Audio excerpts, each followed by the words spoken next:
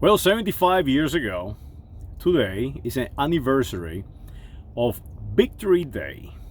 Victory Day, and a lot has happened since that time. To me, the most important thing that happened is the reverse of alliances. During World War II, our friends, the Russians, the Chinese, the French, actually in the way the Spaniards, they today are our enemies. So analyze that. And now, who were our enemies back then, 75 years ago?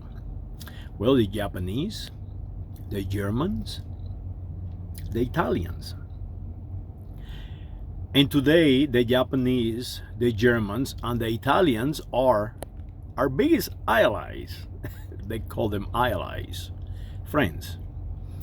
So that is crazy. That is just outright crazy. So that tells me something. That tells me that World War I and World War II was something made up just to kill soldiers, to kill men, to kill people. So I wonder how does it feel to be a man like Julius Zimmerhanzel. Julius Zimmerhanzel was a young man. He died for the Battle of Rome.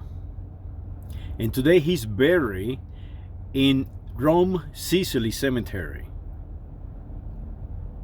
Lot F. In Neptune, Italy. If you want to go and see him, visit him, bring some flowers to all of them. I wonder how he felt when he died in battle. Dying for what? Because today, those people that he was fighting, they kill him, literally, no figurative. Today, they are our allies, what we call our friends. How crazy that is, isn't it? I wonder if I ask a congressman or a senator today in the House or in the legislative branch of the United States of America, if I ask him who Julius Zimmerhanzel is, I wonder if he can answer that. I wonder if he can answer the name of Esteban Rodriguez Miro, Bernardo Conde de Galvez, Marquez de Lafayette. And yes, I continue to repeat those names to wake you up so you can go and look it up, who these people really are. I wonder if those senators and Congress people or representatives, I wonder if they have changed alliances. Who knows? You have to question that sometimes. I know for a fact that when I say the United Kingdom, the government of the United Kingdom is up to conquer us, I'm not making this up and this thing up. Just analyze the data. Just analyze that the Europeans are not what they seem to be. Analyze that. They created us. They created the United States of America for the benefit, so we can be like a escape valve, like a valve. That is what they create us. But now, guess what? We have become powerful, very powerful. And now they actually they thought about that after World War II, and that is why they come out with the European Union, and that is why the British are trying to destroy the European Union. That is why they left the Union. And all these things we start grabbing together, and then you realize when you see these old movies of the people who fought in the Civil War in the 1930s, and you start analyzing the data, then you start realizing that something is happening, and something that has happened before, and that is how the kingdom of the Visigoth, the Spaniards, won over the Moros, or the Arabs in the Iberian Peninsula. It's the same technique. It took them 800 years to reconquer the Iberian Peninsula.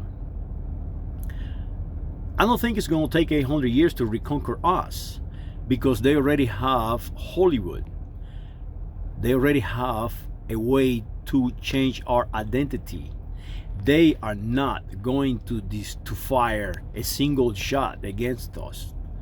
No, they're going to take our identity. They're going to divide us into little sections, in the little pieces.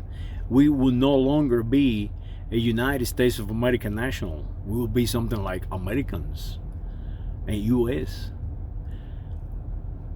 I wonder if those senators and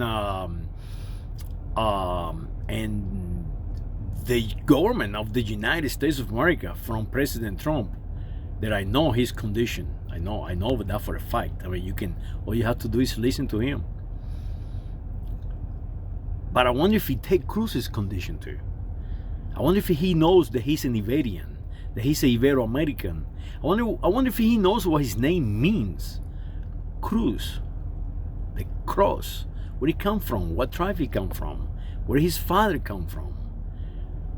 I wonder if he knows why his father no longer is a Roman. Now he's want to be something else.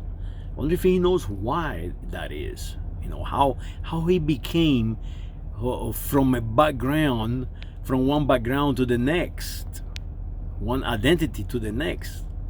And I just picking up on Ted Cruz because now he's on YouTube running around. But Mr. Ted Cruz, I'd rather have him as a president of the United States of America than anybody. So where are we going? I have no idea. But I know where we have been. We have been in World War II, where our friends now are our enemies. And our enemies, now they are our friends. I think we ought to look at everyone as our enemies. And I think we need to start doing the opposite that they're doing to us. I think we need to start using our communication techniques and our technologies, information technologies, not for them to allow to change us, but for us to change them. And we need to start by creating the 51st state of the Union. We need to start admitting that we are a very diverse population, and we can handle it. We can handle that diversion and be one nation. So we need to bring those islanders, those Oceania, those ultramar into the United States. This no longer can be a status quo. They must become full citizens of the United States of America. So yes, we need to create the 51st state of the Union, the state of Oceania. Bring all those islanders into our government with representation. And then we need to go beyond that. We need to offer every country on this planet to become a state of the Union. Imagine that. Then we can start solving problems like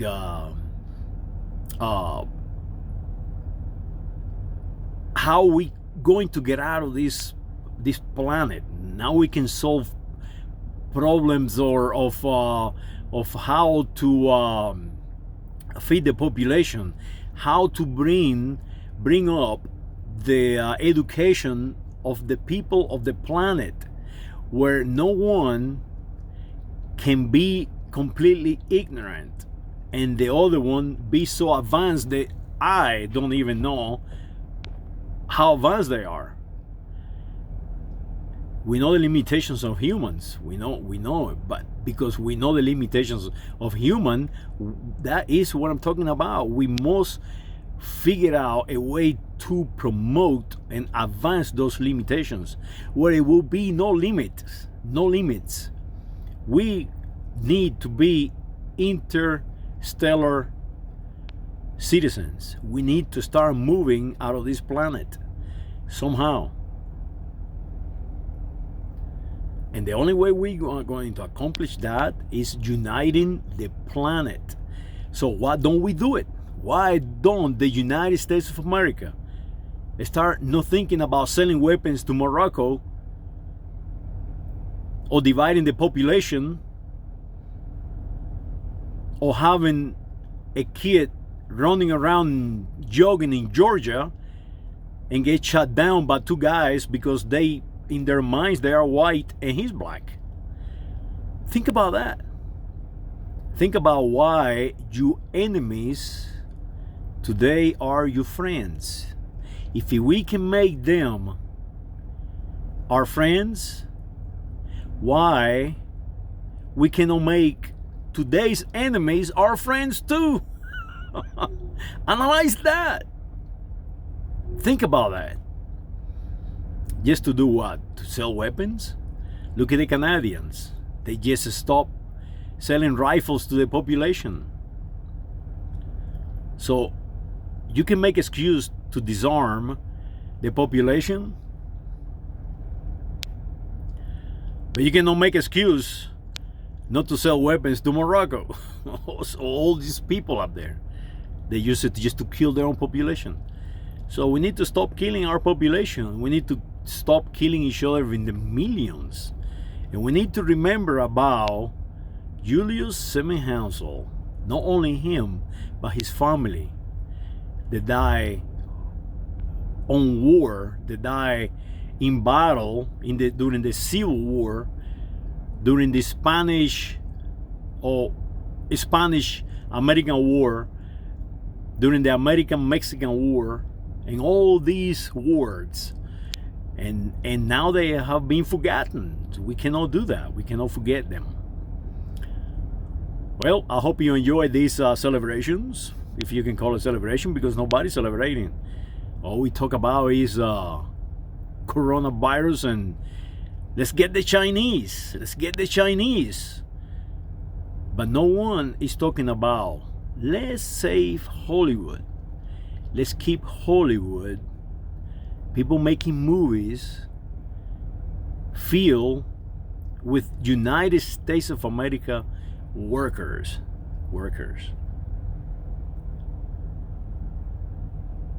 God bless the United States of America, and we pray for all those people who fail in battle for the United States of America. They did not fall in battle for America. That's a continent. They did not fall in battle for the U.S. We have the United States of Mexico too. They are also U.S. You're confusing everyone. Just make sure the least you can do is pronounce the name of your country correctly. Saludos.